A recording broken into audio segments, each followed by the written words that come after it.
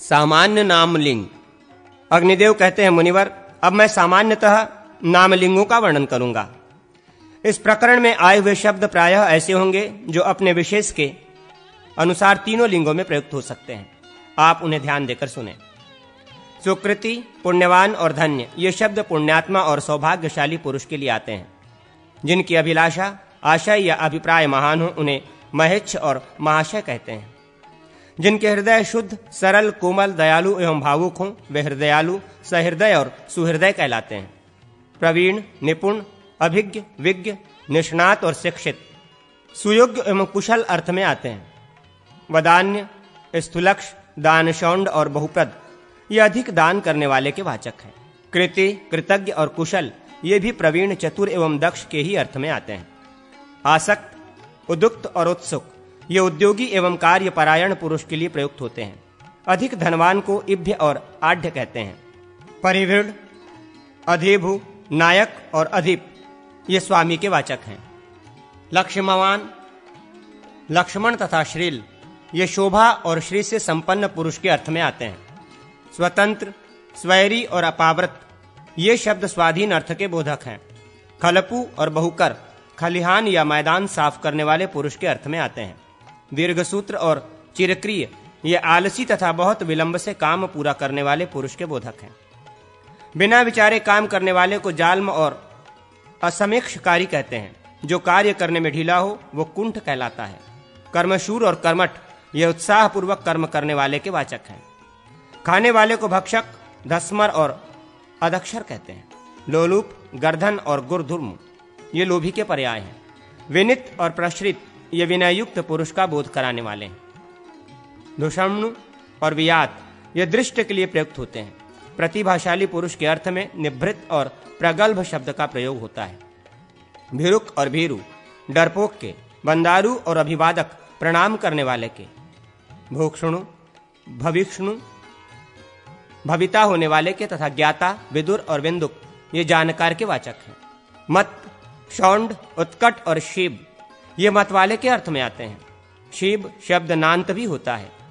इसके शिवा, शिवाणव, शिवाणः इत्यादि रूप होते हैं। चंड और अत्यंत कोपन, ये अधिक क्रोध करने वाले पुरुष के बोधक हैं। देवताओं का अनुसरण करने वाले को देवद्रंग और सबोर जाने वाले को विश्वद्रंग कहते हैं। इसी प्रकार साथ चलने वाला सद्रंग और तिरछा चलने वाला तिर्यंग कहलाता है। वाचोयुक्ति, पटु, वाग्मी और वावदुक, ये कुशल वक्ता के अर्थ में प्रयुक्त होते हैं। बहुत अनाप शनाप बकने वाले को जलपाक, वाचाल, वाचाट और बहुग्रहवाक कहते हैं।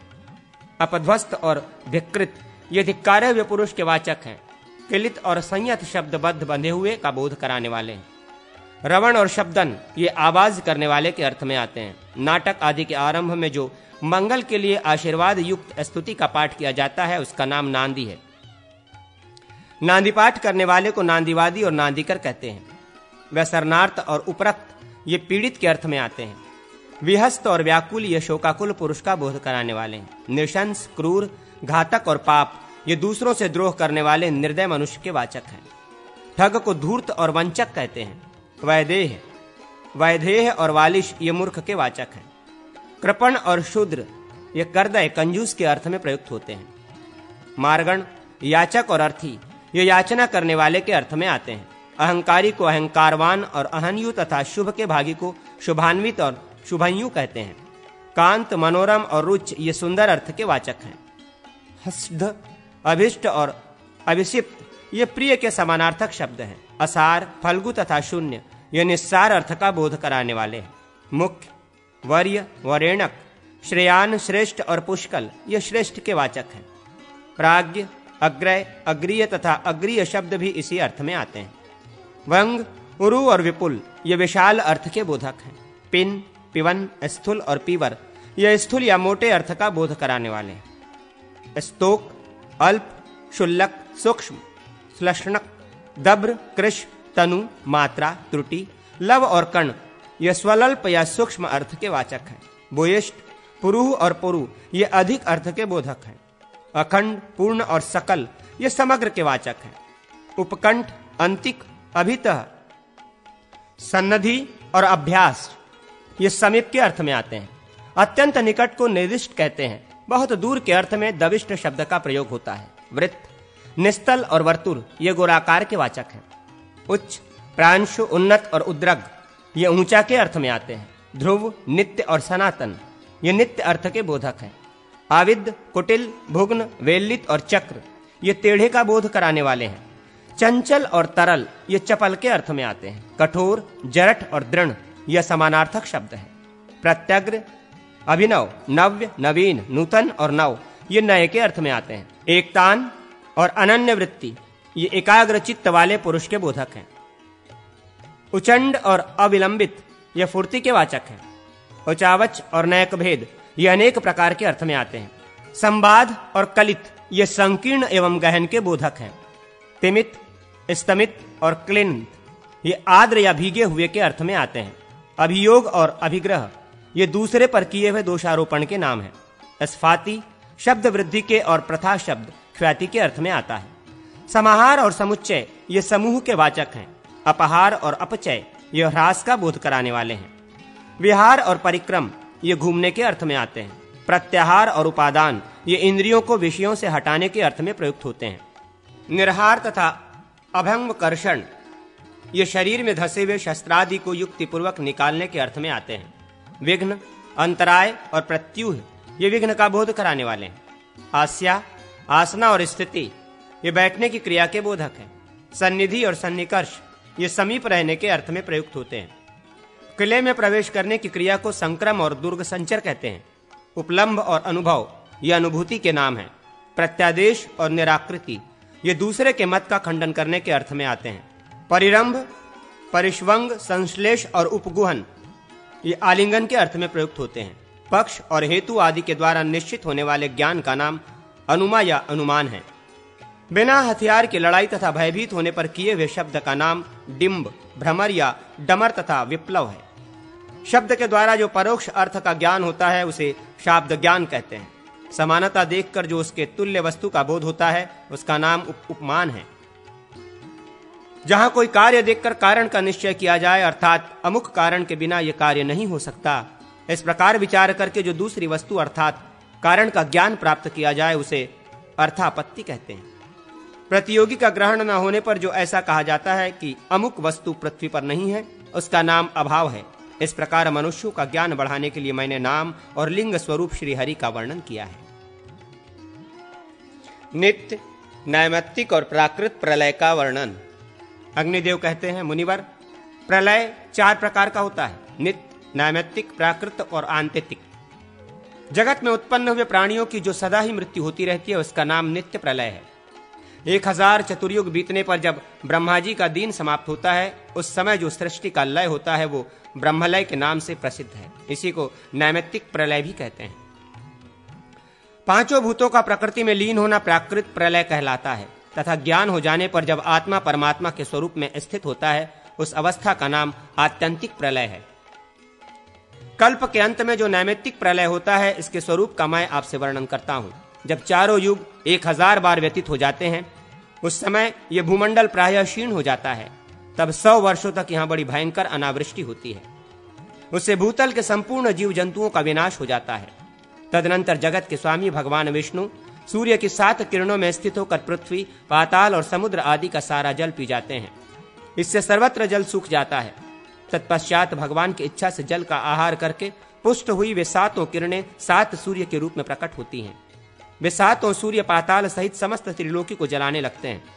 उस समय यह पृथ्वी कछुए की पीठ के समान दिखाई देती है। फिर भगवान शेष के श्वासों से कालाग्नि रुद्र का प्रादुर्भाव होता है और वे नीचे के समस्त पातालों को भस्म कर डालते हैं। पाताल के पश्चात भगवान विष्णु भूलोक को, फिर भुवरलोक को तथा सबके अंत में स्वर्गलोक को भी दग्ध कर देते हैं। उस समय समस्त त्रिभुवन जलते हुए भाड़ सा प्रतीत होता है।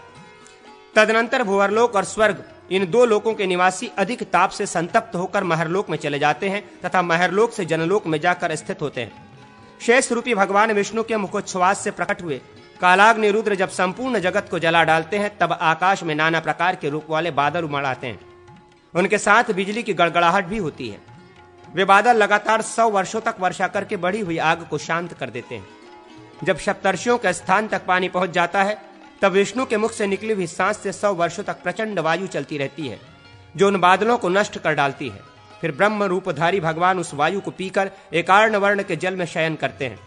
उस समय सिद्ध और महर्षिगण जल में स्थित होकर भगवान की स्तुति करते हैं और भगवान मधुसूदन अपने वासुदेव संज्ञक आत्मा का चिंतन करते हुए अपनी ही दिव्य महामही योग निद्रा का आश्रय ले एक कल्प तक सोते रहते हैं।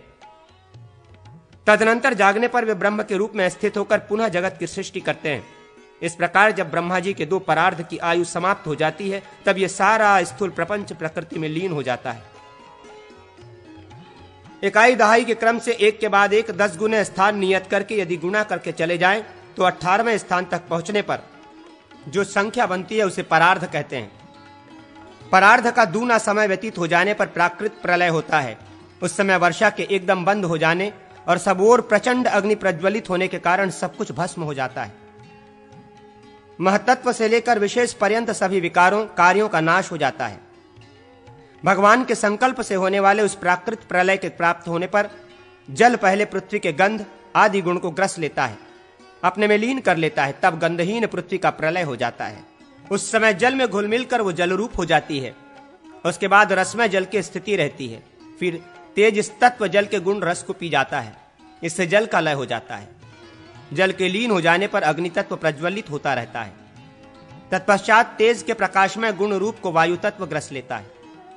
इस प्रकार तेज के शांत हो जाने पर अत्यंत प्रबल एवं प्रचंड वायु बड़े वेग से चलने लगती है। फिर वायु के गुण स्पर्श को आकाश अपने में लीन कर लेता है। गुण के साथ ही वायु का नाश होने पर केवल निरव आकाश मात्र रह जाता है।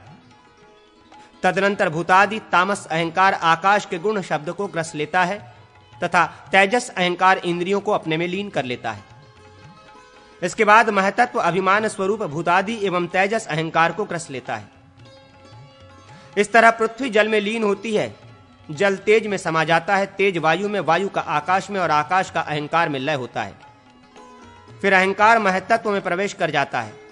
ब्रह्मन उस महतत्व को भी प्रकृति ग्रस लेती है।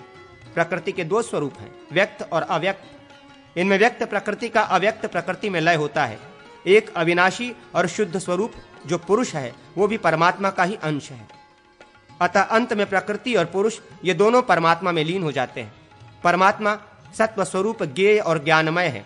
वो आत्मा बुद्धि आदि से सर्वथा परे है। वही सबका ईश्वर सर्वेश्वर कहलाता है। उसमें नाम और जाति आदि की कल्पनाएं नहीं है।